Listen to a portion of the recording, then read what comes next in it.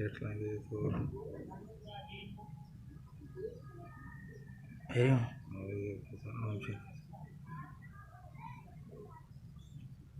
शुरू कयांसि?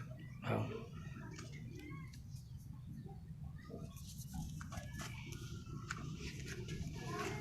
बिस्मिल्लाहिर्रहमानिर्रहीम।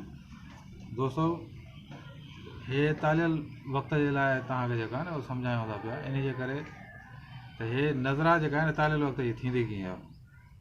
मिसाल जे तौर ते जेका हे तव्हांखे जीअं असां सम्झायो आहे त हे जेको किरान आहे उहो 0 दर्जे खां शुरू थींदो आहे। हिकिड़े ई बुर्ज जे अंदरि जेको आहे न सितारा 2 अचनि, 3 अचनि, 4 अचनि, जेतिरा अचनि, उहे सितारा जेकॾहिं ईंदा आहिनि त उनखे किरान चयो वेंदो आहे।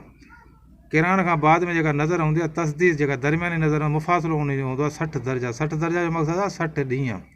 अहिड़े नमूने वरी तरबियत दरमियानी जेको मुफ़ासिलो हूंदो आहे 90 दर्जा हूंदो आहे। 90 दर्जा जो मक़सदु आहे 90 ॾींहं। अहिड़े नमूने तसलीस दरमियानी नज़र 120 ॾींहं जी हूंदा।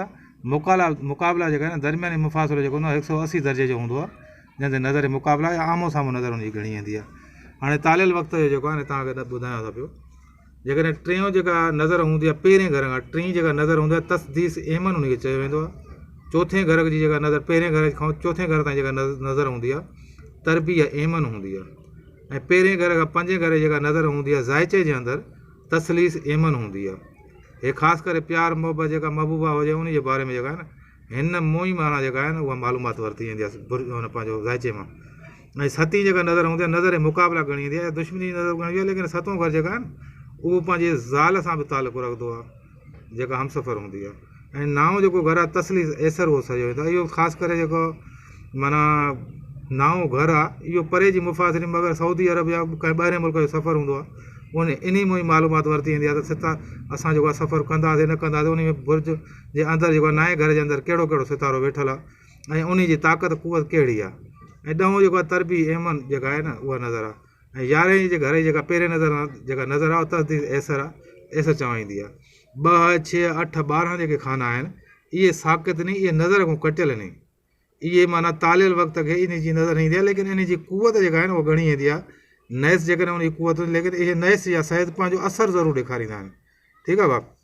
हाणे हे बि तव्हां ॾिसी छॾियो, हे जेको आहे न तालियल वक़्तु जेको आहे न पहिरियों घर साक़ित, ॿियो घर तस्लीस एमन 60 दर्जा, तरबियत तालियल सां 90 दर्जा, तसलीस तालियल वक़्त सां जेको आहे 120 दर्जा, 150 दर्जा साक़ित, मुक़ाबिलो तालियल वक़्त सां 180 दर्जा, 210 दर्जा जेको आहे वरी साॻियो साक़ित अची वियो, 250 दर्जा तसलीस अची वियो, 280 दर्जा तरबिया अची वियो, 310 दर्जा तस्दीस अची वियो, 240 दर्जा जेका आहे उहो साक़ित अची वियो।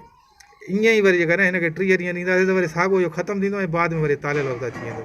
ठीकु आहे भाई। जेकॾहिं सम्झ में न अचे त मुंहिंजे भाणेजे जो नंबर अथव, उन जो जेका खुलियल अथव, तव्हां मूंखे पुछा कजो, तव्हांखे मालूमात जे लाइ वरी असां आम्हूं साम्हूं ई ॿुधाए सघूं था। ख़ुदा हाफ़िज़।